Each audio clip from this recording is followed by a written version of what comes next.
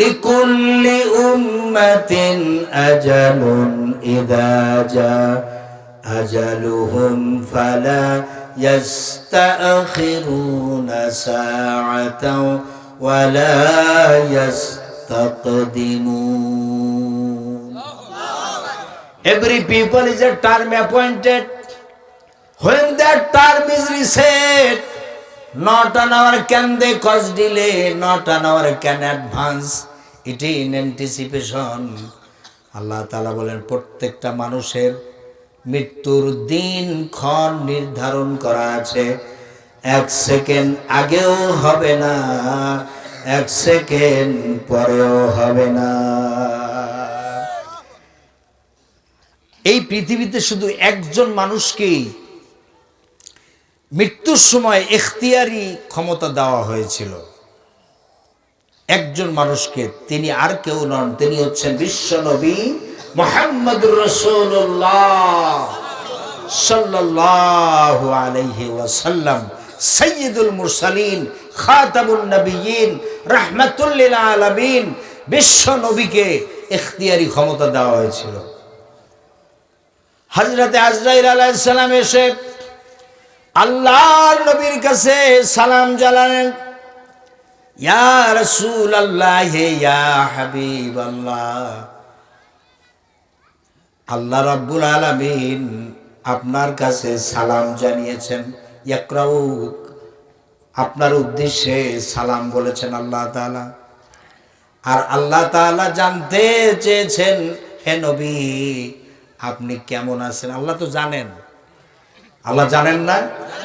জানেন। তারপর আল্লাহ রাব্বুল আলামিন তিনি জানতে চেয়েছেন আপনি কেমন আছেন। আল্লাহর নবী এই কথা শুনে চোখের পানি ছেড়ে দিলেন। আল্লাহ রাসূল সাল্লাল্লাহু আলাইহি ওয়াসাল্লাম তখন প্রচন্ড মাথা ব্যথায়, মাথা যন্ত্রণায় তিনি কাতরাচ্ছিলেন। আল্লাহ রাসূল সাল্লাল্লাহু আলাইহি ওয়াসাল্লাম, আল্লাহর নবী বললেন, ভাই জিবরাইল আমি ভালো আছি। তিনি আল্লাহ তাআলার সালামের জবাব দিলেন। এরপর হযরতে জিবরাইল আলাইহিস সালাম বললেন, ইয়া রাসূলুল্লাহ, ইয়া হাবিবাল্লাহ, অন্যান্য সময় তো আমি একা আসি, আজকের আমার সাথে আরেকজন নতুন ফেরেশতা আসছে আমার সাথে, যে ফেরেশতা কখনো আসে নাই আজকের আসছে। হুজুর, সে আপনার ঘরের দরওয়াজার বাহিরে, আপনার ঘরের বাহিরে, হুজরার বাহিরে দাঁড়ানো আছে, আপনার অপেক্ষায় ইন্তজার করতেছে, আপনি পারমিশন দিলে ঘরে প্রবেশ করবে।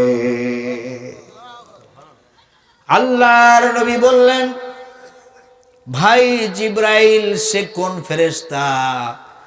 তখন হযরতে জিবরাইল আলাইহিস সালাম বললেন, ইয়া রাসূলুল্লাহ, সে হলো মালাকুল মউত আজরাইল। আল্লাহর নবী বললেন, ভাই আজরাইলকে আসতে বলেন। হযরতে আজরাইল আলাইহিস সালাম ঘরে প্রবেশ করলেন, আল্লাহর নবীর সামনে এসে সালাম জানালেন। এরপরে আল্লাহর রাসূলের চোখ দিয়া পানি পড়তেছে। এই দৃশ্য দেখে হযরতে আজরাইল আলাইহিস সালাম প্রশ্ন করলেন, ইয়া রাসূলুল্লাহ, ইয়া হাবিবাল্লাহ, দুনিয়া ছেড়ে যেতে গিয়ে আপনার খারাপ লাগতেছে? আপনার কি কষ্ট লাগতেছে? আপনি কেন কাঁদতেছেন? আল্লাহর নবী বললেন, না ভাই আজরাইল, দুনিয়া ছেড়ে আমার যেতে মনে খারাপ লাগতেছে না, কষ্ট লাগতেছে না। আমি কাঁদতেছি এই কারণে যে আমার এতিম উম্মতগুলি আমি কার কাছে রেখে যাব। সাথে সাথে আল্লাহ রাব্বুল আলামিন হযরতে জিবরাইলের মাধ্যমে জানাই দিলেন, ও জিবরাইল, আমার প্রিয় হাবিবকে তুমি বলে দাও, আনাল কাফিল, আনাল কাফিল, আমি স্বয়ং আল্লাহ রাব্বুল আলামিন আমার প্রিয় হাবিবের উম্মতের জিম্মাদার হয়ে গেলাম। এরপরে হযরতে আজরাইল আলাইহিস সালাম বললেন, ইয়া রাসূলুল্লাহ, ইয়া হাবিবাল্লাহ, আপনার মৃত্যু এখন হোক, এটা কি আপনি চান কি চান না? হযরতে রাসূল করিম সাল্লাল্লাহু আলাইহি সাল্লাম বললেন, আমি যদি না চাই তাহলে কি হবে? তখন হযরতে মালাকুল মউত বললেন, আল্লাহ রাব্বুল আলামিন আমাকে বলে দিয়েছেন, আমার হাবিব যদি আমার কাছে এই মুহূর্তে আসতে না চায় তাহলে তুমি ফেরত চলে আসবা। সুবহানাল্লাহ বলেন। এই ইখতিয়ারি ক্ষমতা একমাত্র বিশ্বনবী মুহাম্মদ রাসূলুল্লাহ সাল্লাল্লাহু আলাইহি সাল্লামকে দেওয়া হয়েছে। তখন আল্লাহর নবী বললেন, আনা রাফিকুল আলা, আল্লাহুম্মা ইন্নী রাফিকুল আলা, আল্লাহুম্মা ইন্নী রাফিকুল আলা। আয় আল্লাহ, আমি আমার বন্ধু আমার আল্লাহর কাছে আমি যেতে চাই। আল্লাহুম্মা মানে হে আল্লাহ, ইন্নী রফিকুল আলা, নিশ্চয়ই আমি আমার মাবুদের কাছে আমি ফিরে যেতে চাই। সুবহানাল্লাহ। এই কথা বলার পরে এরপরে হযরতে আজরাইল আলাইহিস সালাম তিনি আল্লাহ রাসূলের বুকের উপরে শুধু হাতটা রেখেছিলেন। তখন আল্লাহর নবী বললেন, ভাই আজরাইল, 7 আসমান কি আমার বুকের উপরে চাপিয়ে দেওয়া হয়েছে নাকি? হযরতে আজরাইল বললেন, ইয়া রাসূলুল্লাহ, ইয়া হাবিবাল্লাহ, শুধু আমার হাতটা রেখেছি। আল্লাহর নবী বললেন, এই যদি হয় হাত রাখার অবস্থা, তাহলে না জানি আমার গুনাহগার উম্মতের মৃত্যুকালীন অবস্থা কত মারাত্মক হয়।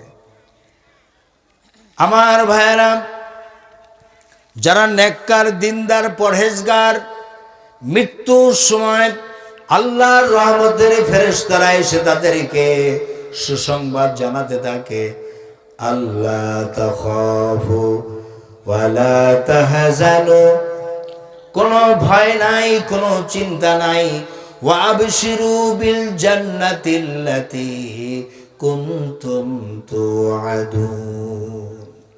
আল্লাহ রাব্বুল আলামিন দুনিয়ায় কোরআনে তোমাদেরকে যে জান্নাতের সুসংবাদ দিয়েছেন, সেই সুসংবাদটা গ্রহণ করো। জান্নাতের কোনো ভয় নাই, চিন্তা নাই। সালাম জানাইতে থাকে, সালামুন আলাইকুম তিবতুম ফাদখুলুহা খালিদিন। আল্লাহর পক্ষ থেকে সালাম, আর ফাদখুলুহা খালিদিন, তোমরা জান্নাতে প্রবেশ করো, চিরস্থায়ী জান্নাতে। সুবহানাল্লাহ বলেন। আল্লাহর মোমেন বান্দাদের রূহটা কবজ করার পরে স্বর্ণের একটা পাত্রে রেশমি কাপড়ের উপরে রূহটা নিয়ে যাওয়া হয়, আসমানের দিকে রওনা হয় ফেরেশতারা। কোন দিকে? জোরে বলেন, কোন দিকে? আসমানের দিকে রওনা হয়। এরপরে প্রথম আসমানে যাওয়ার পরে ফেরেশতারা জিজ্ঞেস করে, তোমরা এখানে আসছো কেন? কয় যে অমুকের রূহ নিয়ে আসছি। তখন যাচাই বাছাই করে দেখা হয় যে সে নেককার না বদকার। যদি নেককার হয় তাহলে তার রূহটা নিয়ে যেতে দেওয়া হয়, দরজা খুলে দেওয়া হয়। ইল্লিন, ইল্লিন মানে অতি উচ্চে একটা জান্নাতের বাগান, সেই জান্নাতের বাগানে নিয়ে রূহটা ছেড়ে দেওয়া হয়। সুবহানাল্লাহ বলে। এই যে কবরস্থান দেখতে পাচ্ছেন, এখানে তো দেহটা শুধু রাখা হয়, এখানে কিন্তু কারো রূহটা নাই। রূহটা নিয়ে যাওয়া হয় আলমে বারজাকে, হয় ইল্লিনে না হয় সিজ্জিনে। ইল্লিনে অথবা কি সিজ্জিনে। যদি প্রথমে আসমানের দিকে নিয়ে রওনা হয় সবার রূহটাই, কিন্তু ওখানে প্রথম আসমানে যাওয়ার পরেই যাচাই বাছাই করা হয়। ওখানে ইমিগ্রেশন কাউন্টার, ওখানে কিন্তু যাচাই বাছাই। যেমন আপনি যখন বিদেশে যাবেন, এয়ারপোর্টে ইমিগ্রেশন কাউন্টারে গেলে তখন আপনার পাসপোর্ট জমা দেওয়া লাগে কিনা, ওই পুলিশ, ইমিগ্রেশনের পুলিশরা তারা কি করে, ওই আপনার পাসপোর্ট, ভিসা এগুলি চেক আপ করে, দেখে জেনুইন পাসপোর্ট কিনা এবং আপনার জেনুইন ভিসা আছে কিনা, এটা তারা যাচাই বাছাই করে দেখে। যদি ওকে হয়, যদি সঠিক হয়, তাহলে সিল সাপোর্ট দিয়ে আপনাকে ছেড়ে দেয়। ঠিক কিনা বলেন? এটা কিন্তু এমনি এমনি আসে নাই, এটাই আখেরাতের জগৎ থেকে শেখা হয়েছে। আল্লাহর মুমিন বান্দাদের যখন রূহটা নিয়ে যাওয়া হয়, ইমিগ্রেশন কাউন্টারে যে ফেরেশতারা থাকে প্রথম আসমানে, তারা যাচাই বাছাই করে।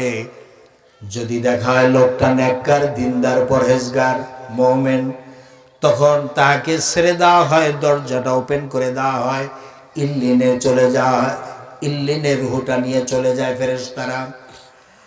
আর যদি বদকার হয়, বেঈমান মুনাফিক যদি হয়, জাহান্নামের আসামি মুজরিম যদি হয়, তখন তার রূহটা ফেরত দেওয়া হয়। বলা হয় এর জায়গা হলো সিজ্জিনে।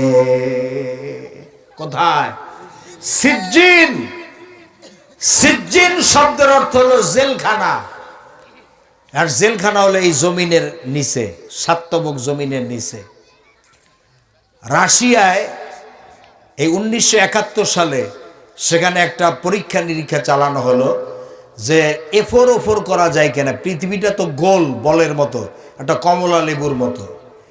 তো এক পাশ থেকে বোরিং করে অন্য পাশে যাওয়া যায় কিনা, ছিদ্র করে করে। এরকম করে তারা হাজার হাজার ফিট নিচে বোরিং করে গিয়েছে। যত নিচে যায় দেখে যে প্রচন্ড টেম্পারেচার, আগুন, আগুনের তাপ। যেই পদার্থ নিচে পাঠায় আগুনে গলে যায়। পরে আগুনে পড়ে না বা গলে না এমন জিনিস দিয়ে আবার বোরিং করা শুরু করলো রাশিয়ায়। তো যেতে যেতে যেতে যেতে একটা পর্যায়ে গিয়ে আর সম্ভব না, আর যেতে পারছে না। পরে তারা খুব পাওয়ারফুল মাইক্রোফোন সেটা পাঠালো, যে কোনো আওয়াজ টাওয়াজ পাওয়া যায় কিনা। ইউটিউবে আছে, আমি বহুবার শুনেছি। তো সেই মাইক্রোফোনটা পাঠানোর পরে একটা আওয়াজ পাওয়া যায়, প্রচন্ড রকমের ভয়ানক চিৎকার। মানুষ চিল্লাইলে, একসঙ্গে হাজার হাজার মানুষ কান্নাকাটি করলে, চিল্লাচিল্লি করলে যে আওয়াজটা হয়, এইরকম একটা ভয়ানক ডেঞ্জারাস একটা চিৎকার এই মাটির নিচে সার্বক্ষণিক শোনা যায়। তো কোরআন হাদিসের দৃষ্টিকোণ থেকে মনে হচ্ছে সেটা হয়তো এই সিজ্জিনের ভিতরে যে সমস্ত নাফরমানরা আছে তাদের চিৎকারও হতে পারে। আল্লাহ তাআলা ভালো জানেন। আল্লাহু আ'লাম।